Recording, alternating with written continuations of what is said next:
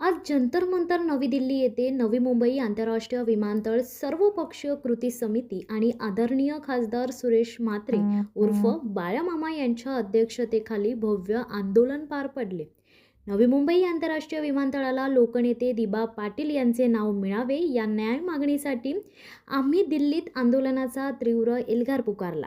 भूमिपुत्रांच्या या लढ्याला ताकद देण्यासाठी आदरणीय बाळामामांसोबत लोकसभेतील विविध राजकीय पक्षांचे सन्माननीय खासदारांनी उपस्थित राहून पाठिंबा दर्शवला।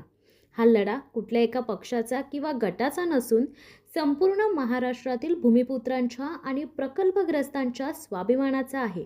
हा ठाम संदेश आज दिल्लीच्या व्यासपीठावरून केंद्र सरकारला देण्यात आला। लोकनेते दिबा पाटील यांनी आयुष्यभर शेतकरी आणि कष्टकऱ्यांच्या हक्कासाठी ऐतिहासिक संघर्ष केला। त्यांनी मिळवून दिलेल्या 12.5% परताव्यामुळेच आज हजारो प्रकल्पग्रस्त कुटुंबे सन्मानाने जगत आहेत। त्यामुळे या विमानतळाला साहेबांचेच नाव असणे हा भूमिपुत्रांचा नैतिक व सन्नतशीर अधिकार आहे। हा लढा केवळ एका नावाचा नाहीये, तर भूमिपुत्रांच्या अस्मितेचा, त्यागाचा आणि स्वाभिमानाचा आहे।